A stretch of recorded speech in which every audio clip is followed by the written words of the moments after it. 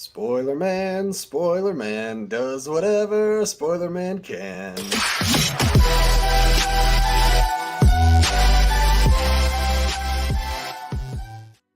And we're back. We're not late. You're late. This party. Speaking of late to the party, all of our donations tonight for this spoiler discussion are going to be heading over to Rob and Vanessa at Late to the Party to help with medical expenses and lighten the load in any way that we can for a lot of the just real hardships that they're going through right now. So if you are a fan of Robert, Vanessa, their channel, or just being a kind human being in general, you can either donate to the Streamlabs links that we have right here, and when we're done with the show here, we're sending it over there, or go find them on Twitter, donate to them directly, which honestly is the preferred method. All right. We're talking spoilers for Across the Spiderverse. If you have not seen this movie, Abandoned Ship, go back to our previous video where we did not spoil anything. We just talked about how much we really loved the movie and why for about 20 minutes. And then you can also check out my 5 minutes first thoughts and reaction to the movie from last night. Chris, yes. Are you ready to talk about? I'm going to give you the honors. What's the big cameo, bro? Dog. Dude, the way I threw my hands up in the air, I was no way. So let me set the scene for you. So we are at my friendly neighborhood AMC theater. Yes. Back in it's my favorite theater in America solely because it's the one I went to a ton. I went to go see with some buddies. We're sitting in the row. We're about an hour into the movie. It's great. We're having a good time. We're all having the best of times. So we are sandwiched between two people who love to point out the things on the screen. Right? Is it just double Leo? But they're being vocal about it. Oh. And I am just drowning it out, listening to the screen. Lo and mother flickin' behold, we go through the villain section. all the displaced villains that were not in their respective universes. I forgot the word that they kept using for the out of place things. They refer to Miles too. You know, I don't know, and frankly, I don't give a shit. Right. I don't give a flick. I'm sorry, pardon my French. But Donald Glover is there as the Prowler. And I swear to God, I jumped out of my seat solely because it's Donald, like live action. It's not some animated bull flick, right? It's him in the flesh talking to Miles Morales, Shameik Moore. And right. I am flicking losing my mind. That we get more follow through in the Spiderverse movie than we do in the MCU with Aaron Davis. Donald Glover. Is that him? That was my first thought, but I'm like, let me watch the movie and then I'll think about it later. We saw multiple live action pieces over the course of this movie, and it was fun, but they were all archival footage. Right. Donald was there. Yes. like he was there, and I lost my mind. One of the Leos in my crowd said, "That's Childish Gambino." And I wanted to turn around and smack him in the face. Not that he was incorrect, but shut up. We're watching a movie. Shut it. But that variations of Prowler in this movie, but we'll talk about that. Yes, but that to me, that was the key takeaway. And I already saw people post a picture on the socials, blurred out for spoiler reasons, of course. But that was something I would not shut up about. I didn't hear what he said because my theater lost their collective brains. I'll tell you, it's he might have had a couple lines, but I know his last line is "It's rude to stare." I caught that bit. Okay. But as we're doing this live on Flick and Reel right now, I already plan on seeing it again tomorrow. So I'm gonna get my clarity and my moments. And I know he booed when later in the sequence, once all the fun stuff happened and the whole canon of everything, which I would love to get your thoughts on. But that was my big takeaway. That had nothing to do with the narrative of the movie. It was just a fun little pocket, a fun little piece, and all the little other spider people that were there. But I want to talk about the crux of what the spoilery thing that Right. we I got. we had to get that out of the way, right? Otherwise, it was going to be the elephant in the room. We had to address that elephant. There's a few elephants. I just feel like that's the big one. As a Donald Glover fan, I'm pretty sure that I could speak for the both of us in saying, incredibly unexpected to see Yes. live action More so than Don Lego Lover. Spider-Man, which was also great. Oh my god, it was so funny. But my theater would not shut up, so I couldn't hear what he said. But I had a much quieter theater. I had a rowdy theater to see this movie. But sometimes. But it was fun until it wasn't. But that's besides the point. It didn't take away from the movie for me. I still loved it. Where do we start? Streamlabs? And then we're gonna start with the Streamlabs because we have a very awesome $30 Streamlab from Mike. Thank you, buddy. I really hope Rob and Vanessa appreciate this. I will send it over to them promptly. It says more positivity for Robert is number one. Always keep it coming. 2, Spider-Punk might be the coolest character introduced in this film. That is a tall order, but it's also possible. Daniel Kaluuya is fantastic in the role when you can actually hear him. Listen, I watch subtitles and everything when I'm home, right? During the theaters, the sound's usually good enough. I don't need subtitles. I need subtitles for Hobie. I don't know what the hell he was saying most of the time, and it's not an audio level thing. I saw this thing that I want to say was Phil Lord tweeted earlier today that this movie is awfully quiet depending on your cinema, where the audio was turned down a little bit and the movie needs to be louder. That was the case for me. The movie started off very quiet with Gwen's opening monologue. Yes, I faced that too. When she was doing the opening narration, there's a lot of times where like audio was lower than everything else. For the rest of the movie, I seemed to be okay. But Hobie, I just straight up couldn't understand because I can't understand what he's saying. His British, you couldn't get his. His Cockney was thick. He had a thick Cockney. How about that? But no, and I didn't mention Daniel Kaluuya in the non-spoiler piece. I should have, but I didn't because his role in this is very spoilery, and he was great in the pieces that we got him. If I had a knock, I wish we got more of him. Well, luckily, I think we're gonna. I hope so. I don't know what that was, but yeah. Especially with the end of this film and the things that are set up for Beyond the Spiderverse, which, oh boy! We got a lot of new characters. We got to talk about Jessica Drew as well. Issa Rae, yep. Yeah, that was, I think we start out being very pro Jessica Drew because we got a really awesome introduction. Jess. Sir? Jess Drew, as they refer to her in the movie. Right. I mean, my nickname's also Jess, so I thought you were trying to get my attention. Like, no. What did I do? What's wrong? No, Jess, Spider Jess. Yes. She was really cool. Everything she did with her motorcycle is a really cool imagination of Jessica or Jess Drew. Mm-hmm.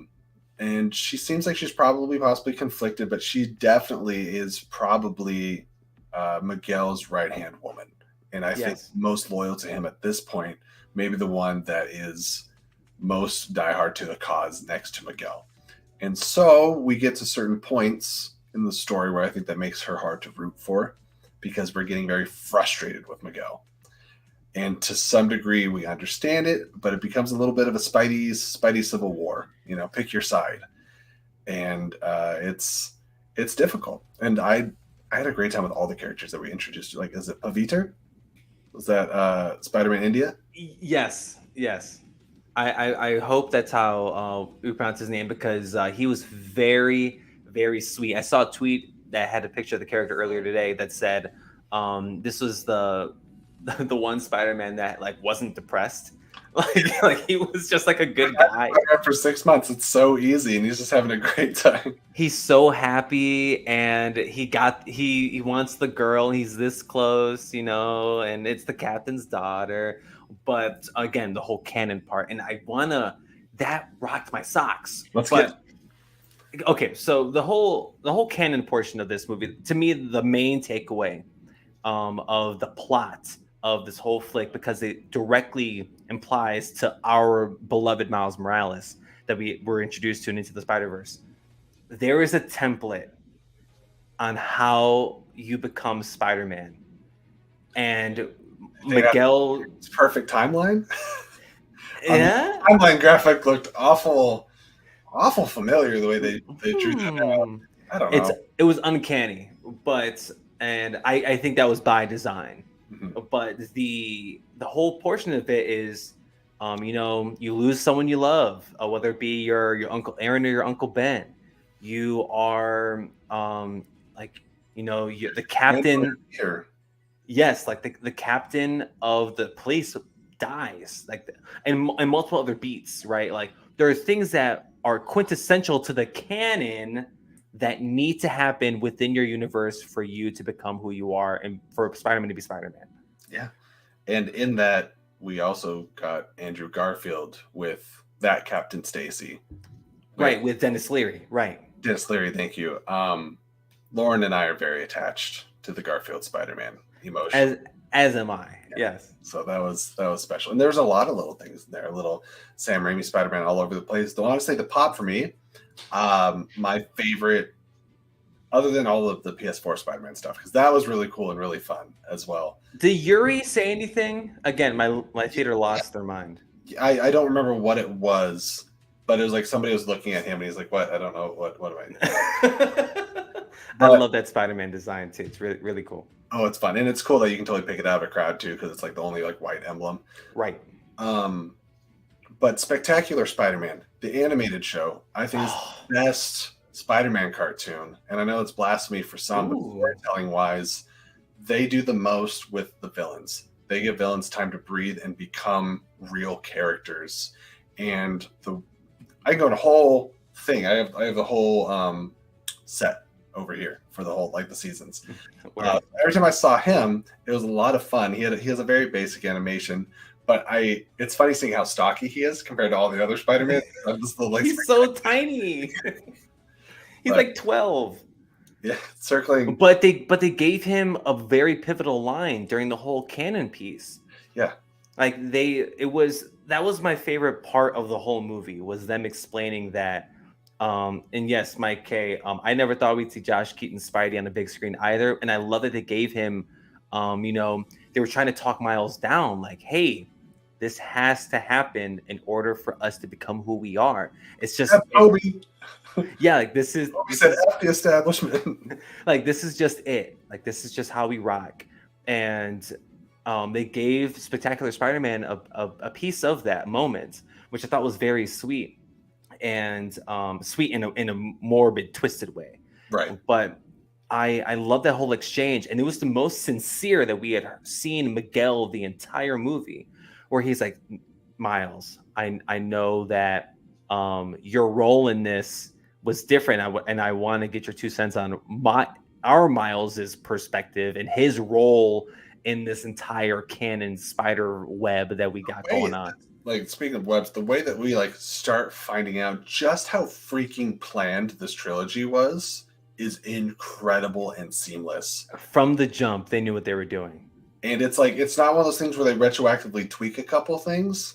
It's like, no, yeah, that makes sense. That's literally in one of the first scenes, talk about the spider specifically, and we'll get into it, but I don't want to interrupt your train of thought too bad. Keep going. No, you're good. And I mean, the whole idea behind the Spot, Jason Schwartzman, who I neglected to mention during the non-spoiler, but I want to give Jason Schwartzman his flowers.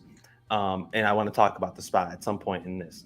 But they had this whole thing, and it was Miguel was like, I know this sucks, but it has to happen.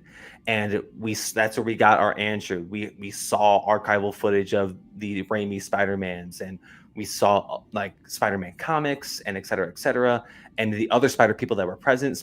Peter B. Parker, shout out to Mayday Parker, the little baby that was with him. She was really cute, and I love the dynamic that she has with everybody there. The brief time that I'm just keep bringing up Hobie whenever I have a chance. And her little piece with Hobie Brown, it was super sweet. But on the establishment, respect. Hobie doesn't like being called a hero. We love Hobie here. We love Spider-Punk. But that canon piece, it tied legitimately every version of Spider-Man in any medium right there to that moment. That's true. Across the Spider-Verse is now the point to where you can say this is how all the Spider-Man are connected. Every single one that's ever existed up until this point and going forward, at least as of now. Beyond the Spider-Verse might tear that apart, but as of now, every Spider-Man that's ever existed is tied to this, and they all have to abide by this, because we saw in Mumhattan in Spider-Man India's world, what happens when you break the canon is that his world is potentially falling in on itself. And that's where I was just thrown, and because that's when I realized this movie's not fun anymore. Right. This is You're absolutely right. We were all having fun with like the craziest, and even the Spot starts out very comedic. I'm laughing at every exchange between the Spot and Miles, and suddenly he's terrifying. Yeah. And I don't think we have any young kids watching this, but I remember talking to Lauren afterwards, and I was like, the Spot is the personification of ha ha ha fuck. And like that's where it went, you know. And it's bad now. He went from, like, they kept calling him villain of the week to freaking Dr. Manhattan, right? From like Watchmen, where he's just like God tier, could end the world, could end all worlds in this instance.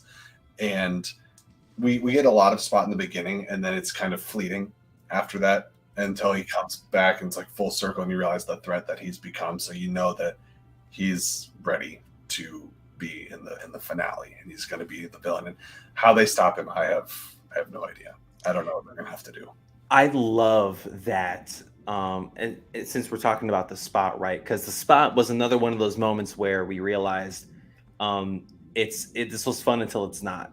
Right. And we there was a tone shift from like and I want to say it was that canon moment or it was the I forgot how I keep wanting to call it the particle accelerator from the Flash.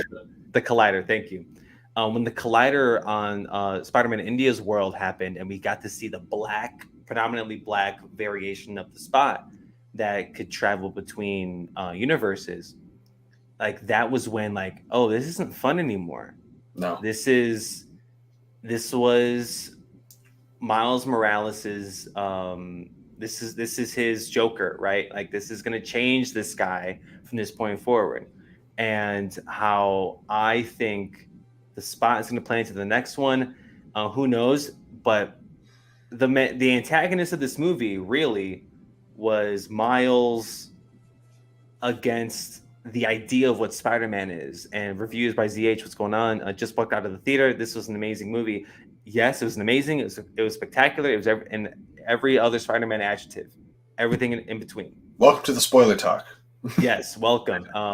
We're talking full spoilies, but I wouldn't even call the Spot the villain of this movie. The villain of this movie, or the antagonist, is Miles and him fighting against the idea of what Spider-Man is. And that's where we had the internal conflict, but then we get the big reveal of our Miles and how he's not supposed to be in the position he was set out to be, or was he? Right. There's so many like foreshadowing moments in this movie that make you feel dumb, because it's not like when there's a mystery that you can't possibly solve in a movie, then they explain it to you later. Like there's things that are in your face, but you don't pick up on it quick enough, or maybe I'm speaking for myself.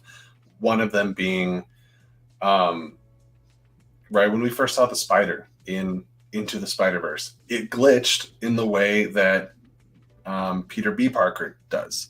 And we never thought anything of it, really. I don't think. We're just like, oh, that's the spider. And we didn't question really why it glitched. Mm-hmm. Or at least I didn't. I didn't think of that spider coming from a different dimension. But of course it did, because it glitched, right? So it's like something that's so obvious. And so when Miguel's breaking it down, being an ultra dick, by the way. Talk about good intention, horrible execution. Bad. All bad. Lauren and I were looking at each other when we were watching it, because it was gut wrenching watching him like tell Miles, that you were a mistake, you weren't supposed to happen, Spot happened because of you. Putting everything wrong in the Spider-Verse on Miles and an accident. Yeah. Horrible. It's that whole piece again, and this all happens around the canon thing, and later when Miguel tells us that that spider wasn't meant for you, it Right. was meant for somebody else, and that's why your Peter Parker died. And I think that was a bit of a stretch, like why blaming Miles directly for Peter's death. I think it's a bit of a stretch, at least that version of Miles. But um, that crushed me, and you saw the change, and that's why I want to give Shamik his flowers, because you hear it in Shamik's demeanor, like Gwen, you lied to me, or you were withholding information. Peter B. Parker, you were lying to me. That's why you guys didn't come see me, because I'm not supposed to be Spider-Man by Miguel's definition. And this entire day, I've been thinking about Miles's journey in that movie, in the back half of the film, when he realizes the truth about his spider interaction. And it's heartbreaking, but also I cannot wait for the inevitable "this is why I'm Spider-Man" moment that he has. It's going to be stunning. And Well, it's this is why I'm Spider-Man Part 2, because Miguel says, like, who are you? He's like, I was bit by a radioactive spider. And he starts like going down things. He's like, I'm Spider-Man. he outsmarts Miguel and that he's like, I attracted all your spider people out of that building so I can go home. And I love that Gwen and Peter B give Miles his flowers there, like in the moment. But Miles goes through this again, this whole 180. The movie's tone does a whole 180. Like it becomes like this tragic piece that and I know we'll talk about the end of the movie when we get there, but like Miles is in a predicament that he's where he's essentially fighting against him and what it means to be Miles / Spider-Man. And I'm very intrigued by where that goes, but I am heartbroken by where we leave Miles Morales at the end of this movie. I really am. It's beautiful in a morbid way, but it's great. Yeah. Beyond it, At least it'll start that way. It'll start that way. and it'll have humor, but I think we are gonna feel the weight of that movie. And like, speaking of weight, there's so many ways on paper this movie should have been crushed under its own weight of what it was trying to do, but it's a miracle. Like, I mean, that sounds like dramatic, but I think the fact that both these movies exist and they exist as successfully as they do it's insane. And I can't wait to see the box office at the end of the weekend, because I know, as much as we loved Into the Spider-Verse and the following that it got later on, it made its money back, but like kind of only just. And I know the hype behind this is going to be huge. Like, even if it could come away with like 500, 600 million, huge win by comparison, right? Because I think it was like 350 million at the end of the day. Yeah. And it deserves all it. It needs to be. I would love for it to be $1 billion hit. If Incredibles can do it, freaking Across the Spider-Verse can do it. Incredibles 2 is the only animated movie that's grossed more on the Thursday previews. And it did it by, I want to say, less than $1 million. Incredibles 2 did. That makes sense now, because like I remember seeing that Spider-Verse had the second highest animated, and I didn't bother looking up what the first one was. Of course, Incredibles 2, but that was like 14 years worth of nostalgia hype. This is just it's been 5 years or 4.5, because it came out December of 2018, like 4.5 years of hype. But again, that's a fraction of what Incredibles 2 had. And I'm very eager, especially with how No Way Home performed and the hype that movie had. People love Spider-Man, and that is going to be underestimated. Mike does bring up a really good point, though. Only reason Across the Spider-Verse won't make $1 billion is because June is flicking stacked. You are 100% correct. Transformers comes out next week. Indiana Jones at the end of the month. Yeah, Indiana Jones at the end of the month, and you have what's that guy's name? The Flash coming out in 2 weeks. So that's tough. But don't you mean DC is redacted? Oh no, it stars redacted. That's what it is. But and Michael Keaton. But uh, across the Spider Verse, I think this movie will have. Is it okay? Oh, I. Oh wow, this thought just popped into my brain, and I don't want to sound hyperbolic. So please stop me if I'm sounding crazy. Stop. No, I'm just kidding. What you got? Next week, Hmm. what grosses more? Oh, Transformers or Or Spider-Man week 2?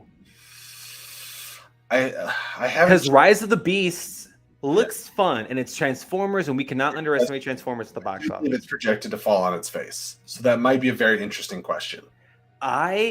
Am I being crazy in thinking that Spider-Verse's second week will outgross the first week of Transformers, and then the Flash will dominate it when it comes in a couple weeks. Right.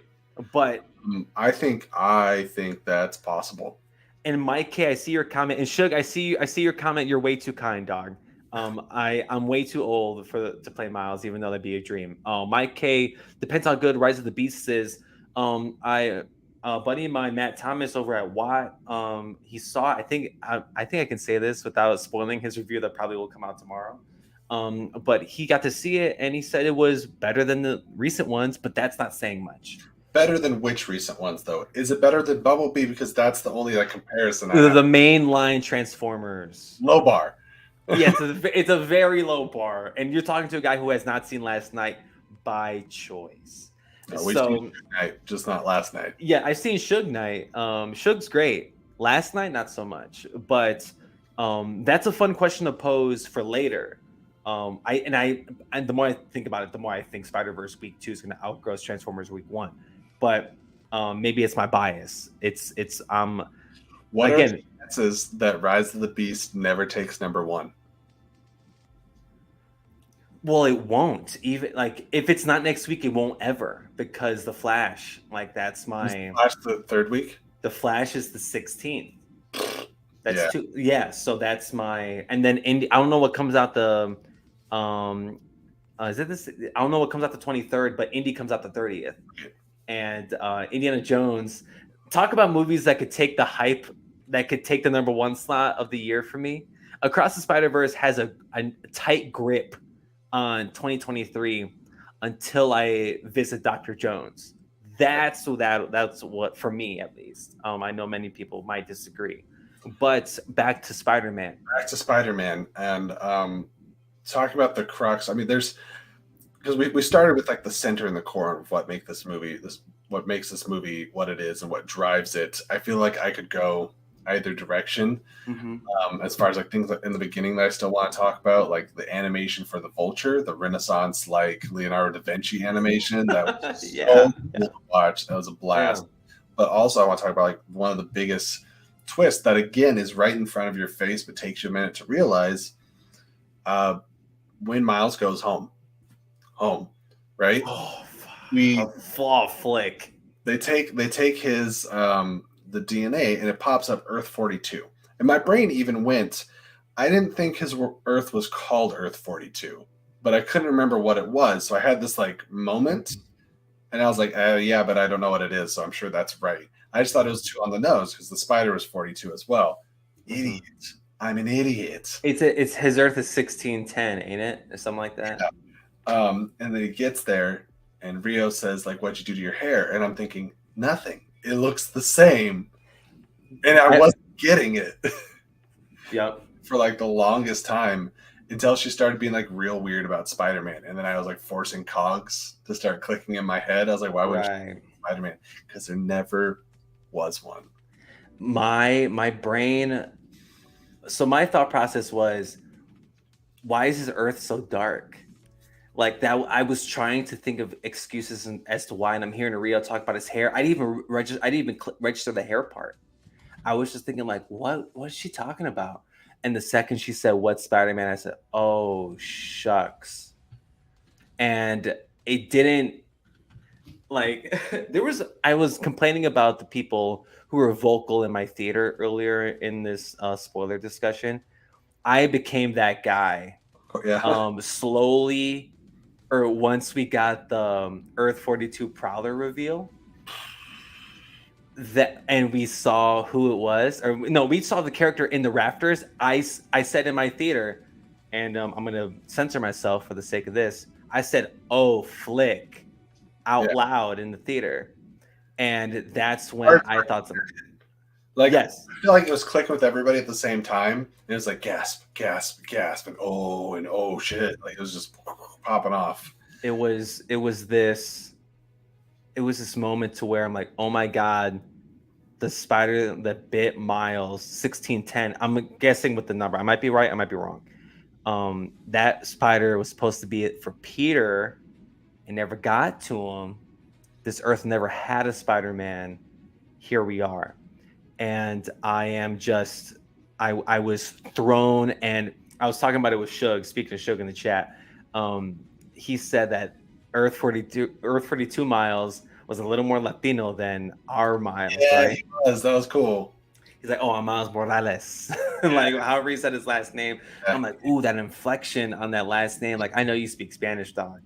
Like, that's, and I honestly, I hope for Beyond the Spider-Verse that comes out in March. Part of that is instead of losing his Uncle Aaron, he lost his dad. So I'm sure he leaned into his mom all the more harder.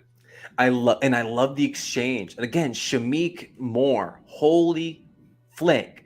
He was saying the entire time, or when he was going the back and forth between the 2 Miles, and our Miles was like, oh my gosh, like we can save our dad. He's like, our dad, save your dad.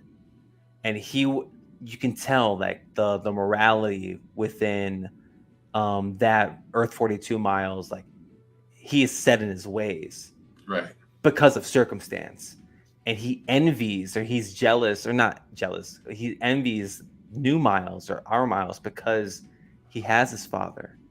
And you can tell what happens to Miles when he loses his dad. And that's what Miles is trying to avoid this whole time. That's why he wanted to go home so he can save his dad. He's trying to not become that version of himself.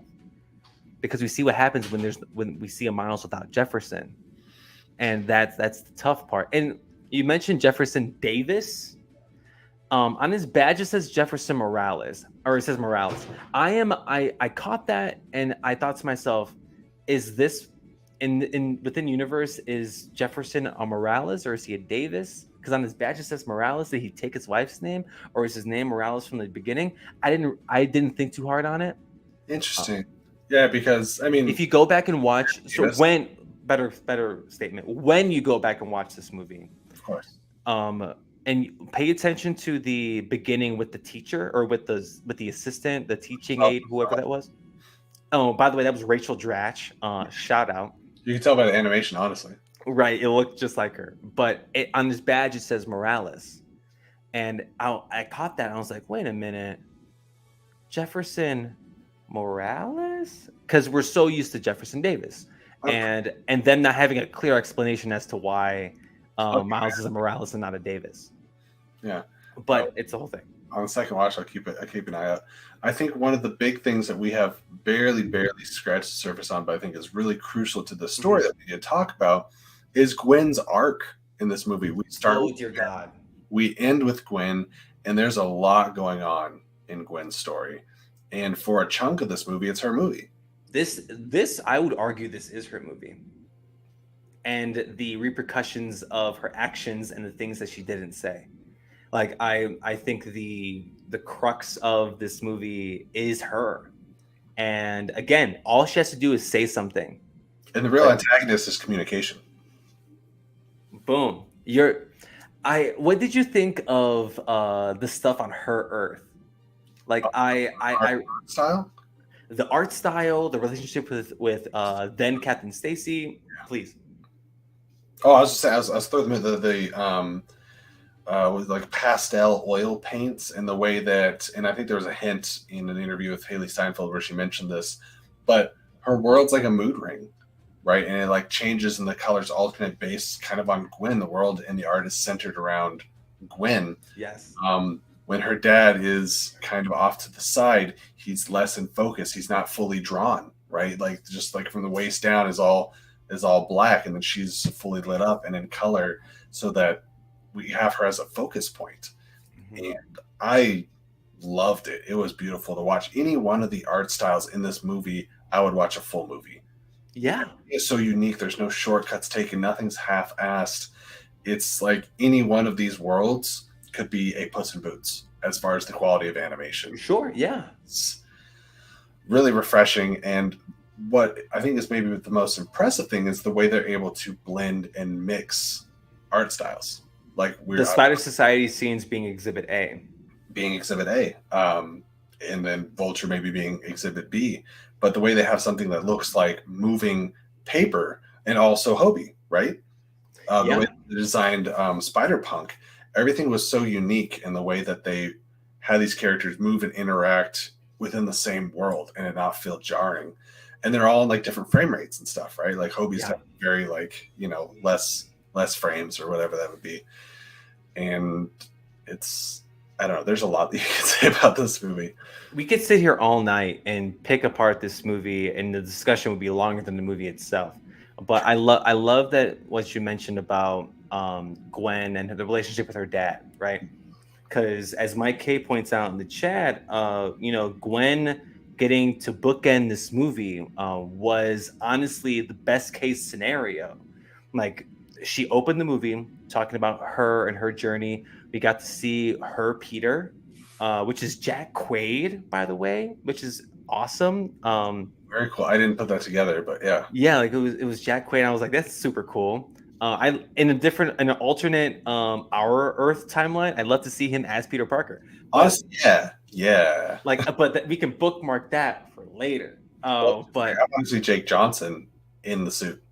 that, yes. But I loved the her Earth and how much time we got to spend in it, Mhm. because in the first film, like, we see it in pieces, but we obviously got to spend way more time with Gwen in this movie and her role in all of this. She's the link between Miles and the Spider Society. And with what she said and didn't say, or her moral conflictions of the greater Spider Verse compared to how she feels about Miles Morales, like that resonated with me so much. And shout out to Haley Steinfeld again. Like it's hard to, in a movie like this where there's so much going on, where there's all this fan service going on, and you can still find the heart in this, and like there is a plot. This isn't just fan service the movie. It easily could have been. And that's what I'm saying. The trailers throw you because, like, I remember being like, I was waiting for the reviews because I had a small fear, and I was like, this looks like a cluster flick. You know, Mhm. multiversal stuff can be that, but it's not. It's so personal, and it's so about Miles, and it's so about Gwen, and to a lesser degree, but still there. It's also about Miguel O'Hara and the things that he's going through and the decisions that he's making and his why.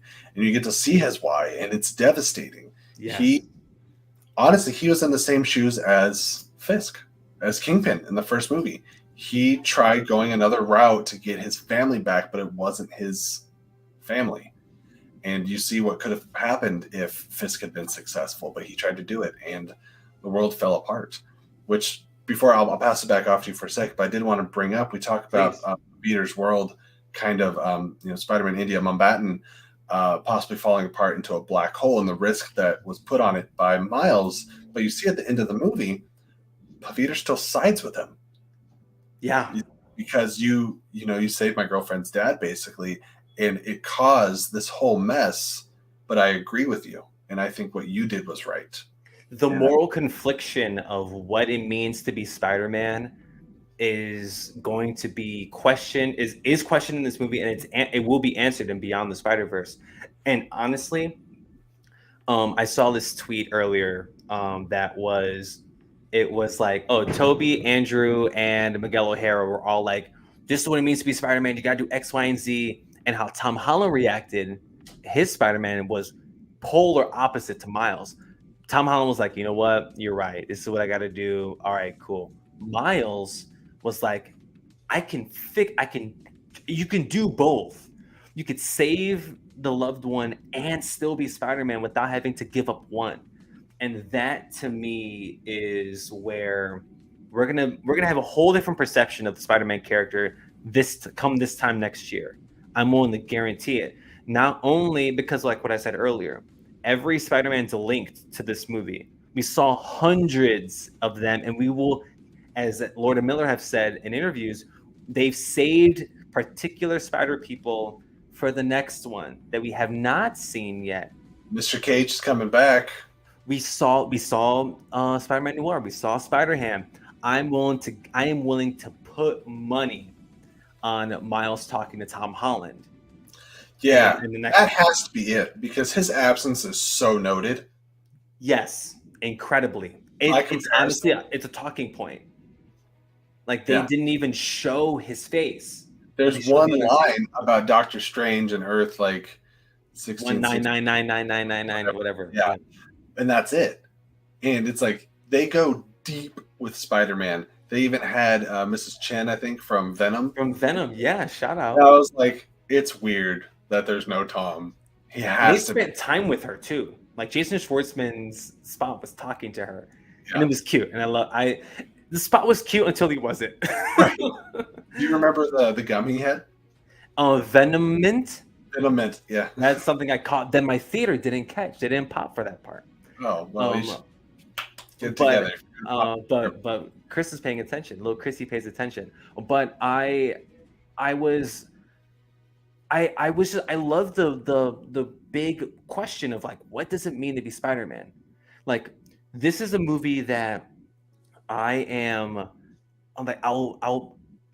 gonna be thinking about this movie for days, weeks. I tweeted earlier that this is gonna be my personality for the next few months, and I apologize in advance for anyone who tries to talk to me about anything else that's not this, because I'm gonna bring this up anyway. But it brings up the confliction of what does it mean to be Spider-Man. And it's funny, I was mentioning this to a buddy of mine. With all the Spider people that were there were no other visible or vocal Miles Morales present. Yeah, I definitely noticed that. You had Peters, you have Ben Can we talk about Ben Reilly for a second? Andy Samberg. Oh, so much that. Okay, so there's so many things that there was the right amount of. Obviously, you want more of, but I felt like Ben Reilly was one of the only ones I felt gypped on. Because if he was just on one spot of him like moping, I would have been like, okay, that was his thing. But they brought him in more than that, enough to make me want more than that. You know what I'm saying? I love the scene before Gwen does her whole spiel or does her whole kick-ass gimmick where he's like, I'm in the alley, looking at the wood, looking this way, looking that way, look at my 90s biceps. Like I honestly, as a fan of Ben Reilly, and I think Ben Reilly has the coolest Spider-Man costume, and honestly there's no competition. I thought it was funny. I really did think so. And I thought it was a good amount. And I hope that they do more in the next one. Well, with that character. Ben Reilly is Team Miguel.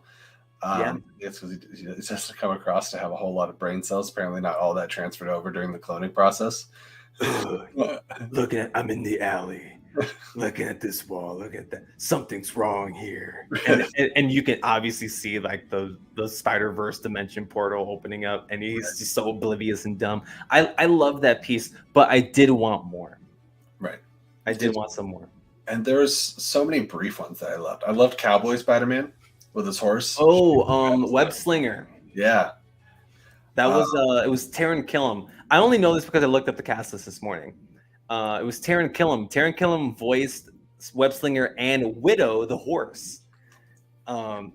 Super cool piece. Loved it. Did you catch the awesome joke with the T-Rex when he shot the web? What was when it was the? It's a T-whip instead. Yeah. Dude, I felt some of the humor made me feel like such an idiot. I'm like, why am I laughing so hard at this?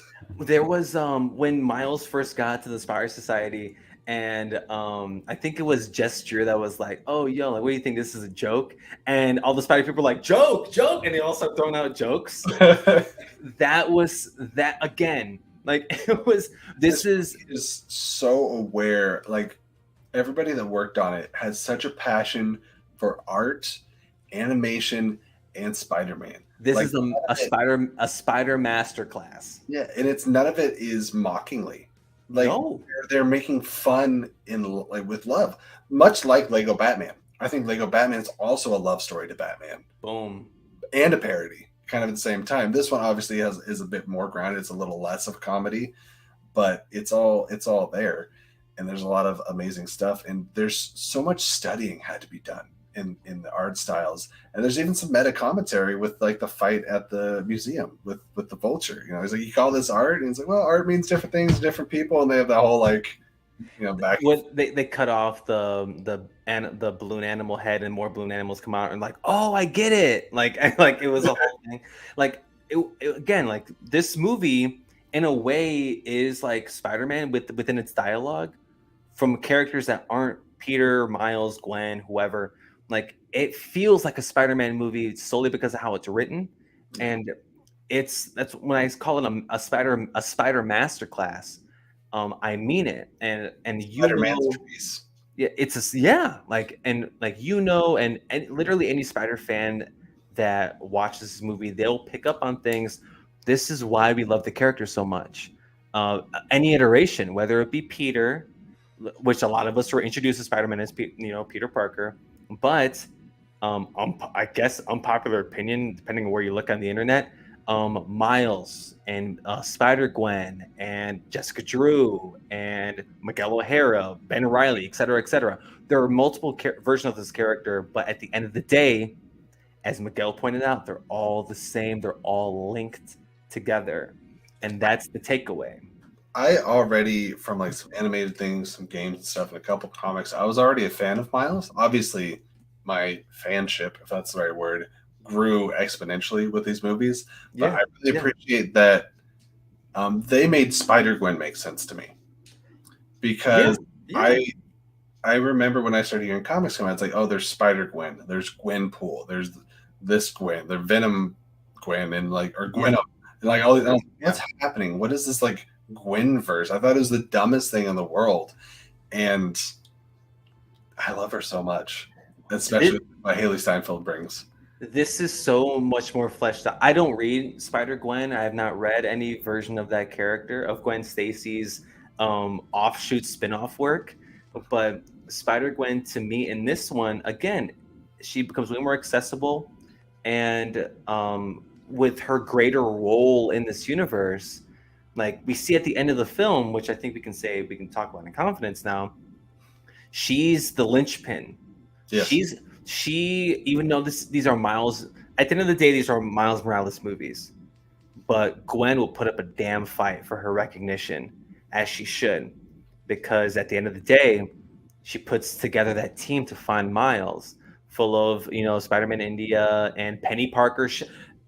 When we saw Penny at the cannon scene, that broke my heart because Penny, oh, she's so cute in the first one, but we see that she had to succumb to what it became, what she thought, or what they all think they have to be as Spider-Man, or as Spider people.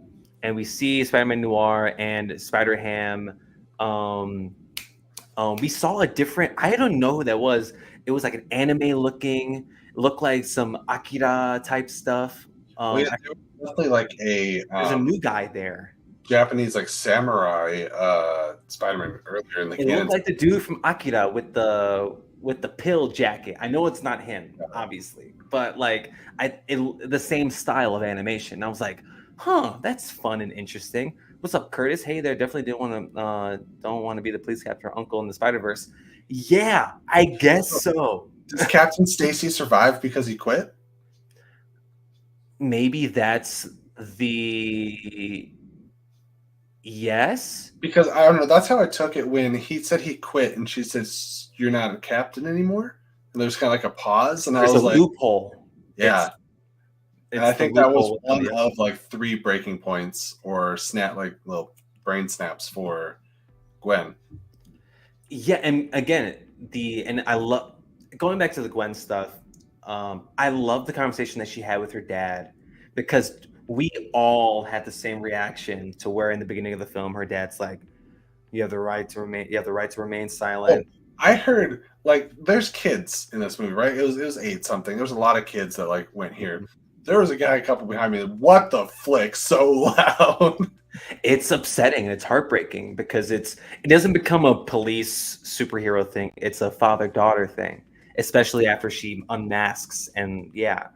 But later in the film, that back and forth they have is beautiful, and they don't leave it to where they still have a conflict going into the next one. They resolve it there, and then she gives or he gives her the thing that Hobby left for him or left for her. Um, the watch, the Which I love that his transdimensional watch, whatever. like his portal is like all punky. Yeah, yeah. That's and I would love to know. I'm so ignorant to animation and all that stuff. I would love to know how that works logistically, like how they had uh Hobie, Peter B. Parker, Gwen, Miles, Miguel, because they're all different art styles. Like how they had them work, with the exception of Gwen and well, when Gwen's in Miles' universe, which by the way, it was cute as fuck, a cute as flick. Let them do it. Let them love each other for the love of God. Oh, and Um, I know you want a poster of them sitting upside down with the skyline like that was the shot in the promotional footage, and it still hit different watching it during the movie. That's just this, right? It's this, the thumbnail for our non-spoiler review, which if you're watching this, you have no point in watching because you already watched all the movie. But still go and give it a like anyway.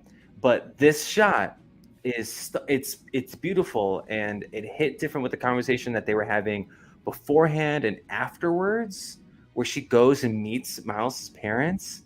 Like that, and I love that, like, oh, like you're gonna take my boy away from me. Like they're teasing this romantic relationship without actually like pulling the trigger on it, which I like. Let's save that for the next one. and she talks about something her dad said or whatever, and I don't remember exactly what Jefferson says, but he's like, "What's your dad? Is your dad on drugs?" And it's like he's a cop. It's like statement retracted. It's sweet, and again, like, and Mike K says in the chat, all the Captain Stacy pieces. I was not expecting as big of a role from a Captain Stacy in Across the Spider-Verse, but I'm glad that we did. And I'm more than happy the movie opened with Gwen, and I love that it ended with her. Right. Like it's this bigger. It's not just Miles. At this point, the movies are her and it's Gwen and Miles. And Jesse, I know as big of a Spider fan you are, like Peter was the one that got you in the first place. Like we all fell in love with Peter Parker. 90s animated Spider-Man cartoon was one of the first comic book things that I ever got into. Great. And then from there went 7 years later, got the Sam Raimi movies. So it was like one Spider thing rolling into another. But now here we are with these movies, and the two leads are Miles and Gwen, two characters who aren't even 15 years old. No, and like in this movie, I love Peter B. Parker. I love Jake Johnson. He does have a pretty limited role in this movie. Yes. And you're forgiven to kind of forget about him. Like, I didn't miss something. And this is not like Jake Johnson is great. I love his character, but when he wasn't on screen, I wasn't thinking about him because I was so invested in Gwen and Miles. As everyone should be. But he did have a beautiful line when he was talking down Miles during the big chase portion, that he said, like, "You're the reason she exists," referring to his baby. Oh, dude. Because he's like, "I want her to grow up to be just like you because you're a good kid. You're a good kid, and I like spending time with you." And I'm like, oh, man. And I love the confliction that our three characters from the original film had in this one. Like they were both withholding, Gwen and Peter B were withholding information from Miles this entire time, and the heartbreak in Miles's voice, or in Shamik's voice, when he says, "That's why I didn't come see me." He's thinking about them every day. All he wants is to be with them, and they have the power to be there, and they weren't. Mm-hmm. And it's devastating. Miles thinks they betrayed him, or that they don't love him, even though obviously we know they do. But for Miles, he has every reason to believe that he was, especially with Miguel ripping into him, like, you're not supposed to be here. You're the reason this is all happening, blaming him for potentially the Spider-Verse collapsing on itself. But Wow. I am just in awe at how deep I this movie got. I wasn't expecting it. I need to know your reaction to finding out that the Spot was the bagel guy. It got in my theater. It got a big laugh. So let me preface by saying I'm not the guy to react during movies. I'm that guy. Like even when something's funny, I'll acknowledge it's funny, but I'll just be stone faced the whole time. That one I smirked. I was like, "Oh, you sons of guns!" Yeah. And like that's how it's the little things as you were mentioning. Like they set up things in the first film, and who knows if they planned more than one out at a time. But how perfect was that? They sure tied it up in a nice little bow from one movie to the next. How perfect was that? I would love, and maybe because we've both only seen it one time, Right. and maybe we can poke more holes in it upon further viewings. Poke I some more would love spots. more holes. Yeah. My holes. That's how you make a joke about holes. I'm looking at you, Ant-Man, Quantum Mania. That got such a big laugh out of me, and again stone faced watching these movies. I chuckled when the guy was like, "You're making me uncomfortable talking about your holes, man." Like I was this movie again. This movie in itself is written like written like Spider-Man would be, like how we grew up watching and reading and like taking the character in whatever medium, and interactions like that like there were. And yes, Spot definitely had more than 7 holes. You are correct. But shout out to Curtis. But realizing it was the bagel guy, that was a fun ass moment and what a throwaway joke in the first one to come back and be the linchpin. That bagel joke takes up a frame. I just watched the movie and I was like, oh, here comes the bagel thing. And knowing that it's coming, I like it pops up on the screen for like a second. Like he throws the bagel back, it's like, boop, and it's gone. And that is a plot point in the second movie. And I want to give Jason Schwartzman his flowers even more so because I love the lines that he has where he's like, "I'm not just the villain of the week. Yeah. I'm gonna take everything from you, like how you took everything from me." And everything had, like he had a reason, and they showed it. They showed it to us. Him at the what was it called? Not the particle accelerator. What's it called? The collider. Just a Collider movie talk. Collider Frosty. Yeah. It's a particle collider. Particle collider. Collider. You got it. He was at the collider both the first time with Chris Pine, Peter Parker, right. And he was at the collider the second time. And he was the bagel guy. He tried to stop him. Like it all made sense, and it wasn't like malicious or him just being a jerk. No. And I love how goofy he was when we met him, how much of a joke it was. Like he didn't know how to operate his holes, as he was calling them. Like it was a whole thing. But then when he was pissed off that Gwen first Miles, and then Gwen, they kept referring to him as the villain of the week. And he's like, "I'm not just the villain of the week. I'm going to take everything from me like I took everything from me." And when he popped up at the end on Miles' Earth, 1610, I'm going to keep rocking with that number until I'm proven wrong. It's like scary because that's how a character like that should be portrayed. Like it's not this throwaway. He's not Shocker, how Shocker's clowned amongst Spider fans. Right. He's bigger than that. And holy hell, you compared him to Dr. Manhattan earlier. Yeah. That's a great comparison because that's how the movie presented him. Unstoppable being. How is our Miles going to defeat? Because it's going to happen. But how's our Miles going to defeat him? That's the question. With some eventual help from other Miles? Can I throw a crazy theory that might not mean anything in 9 months? Yeah. a bunch of the Spider people that we will see in the third act of Beyond the Spider-Verse will not be Peter Parker's, they'll be Miles Morales's. Ooh. Like I truly think that this movie is going to create a bunch of different variants of Miles Morales. But And what if the anomaly of that spider makes him the only Miles Morales Spider-Man? if that's the case, beautiful. If it's what I just said, I'll love it. Oh, either way, it's a win-win. Either way, Chris wins. Like I truly think that they're teeing up Miles to be one of one, and if that's the case, then great. That's the beauty of doing things like this and guessing and predicting and theorizing is 9 times out of 10 we're wrong. Oh yeah, and we're better off because of it.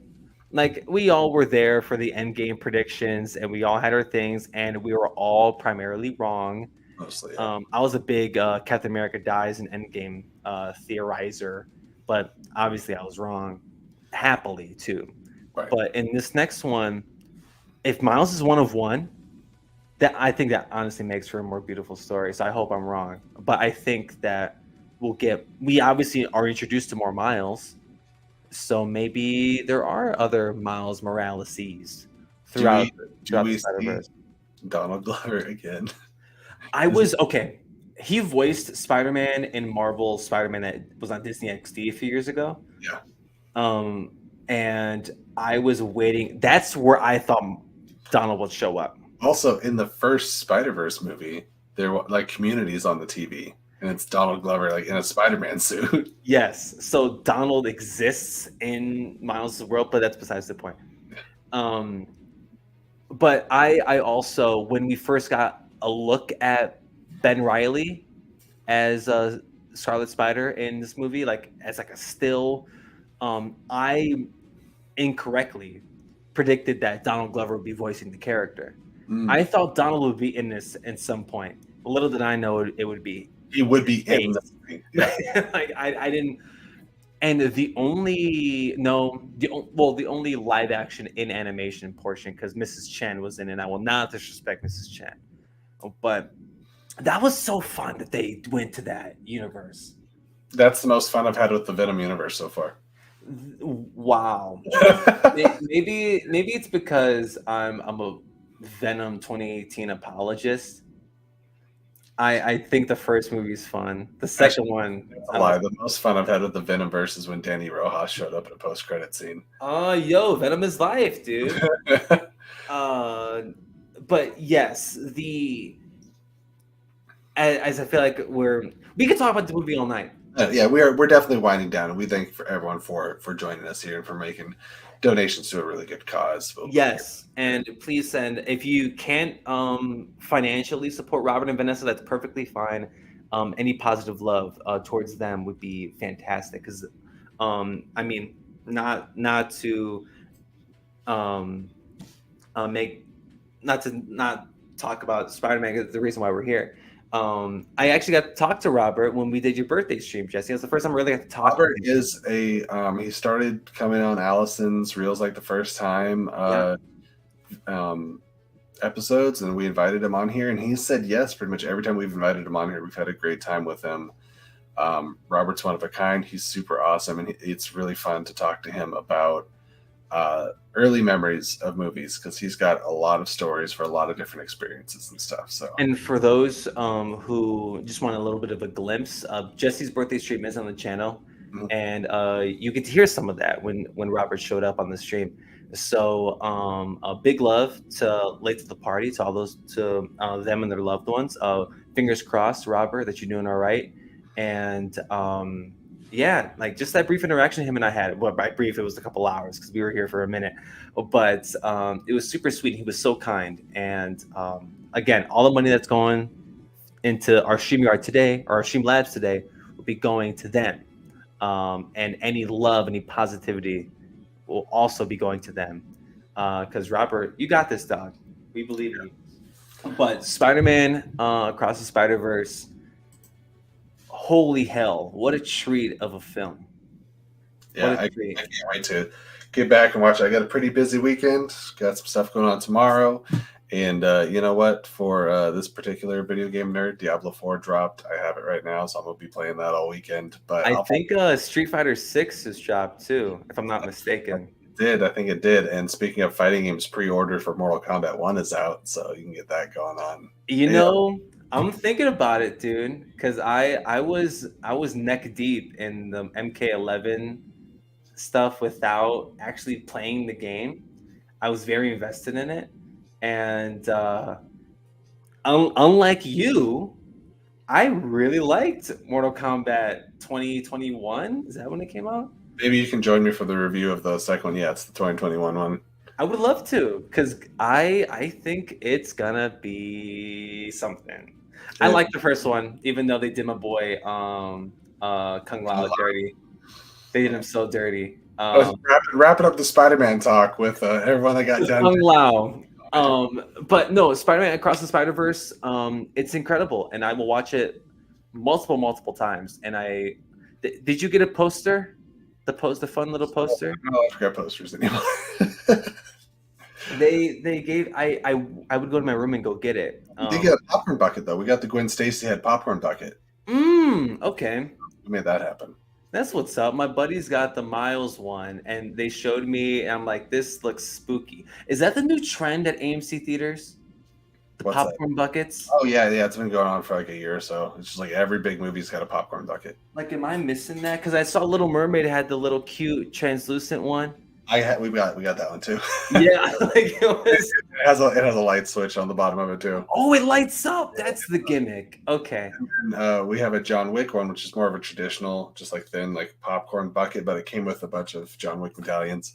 Anyways, everybody, thank you so much for joining us on this elongated Spider-Man Across the Spider-Verse review.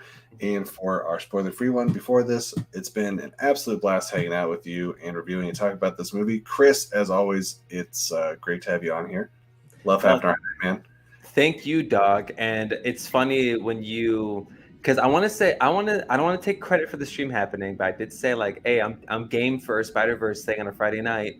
And you said to me earlier tonight, you said, we'll do 5 minutes non-spoiler. Oh, yeah. We'll do half-hour spoiler. Yeah, we did 20-ish non-spoiler, hour plus spoilery. I accept my responsibility. I think we've done this before. Probably. And I think we did this when we had a special going way back. We did a news and views that it's a combo of talking about Falcon, Winter Soldier, and Zack Snyder's Justice League, and I think it was like 3 hours long. I'm not surprised by that. And I know the Swift household isn't a big fan of DC's The Redacted. That's coming out in a couple weeks, but I wouldn't be surprised if you see my ugly mug talking about DC's The Ugly Mug in a couple weeks. I'll be first in line to watch you talk about a movie that I'm not seeing. And honestly, I don't blame you. I don't blame you at all. Someone's got to bite the bullet of flicking reel, and it's gonna be me, and maybe Sean. Well, we'll check it out when it hits on like HBO or something where I don't feel on Max. How dare you? Max, I'm sorry. Where I don't feel like I am supporting their decision to let this movie continue. Understood. Anyways, all right, guys. Thank you so much. I've been Jesse. That's been Chris, and we'll see you on the next video. Until then, keep it real. Bye-bye.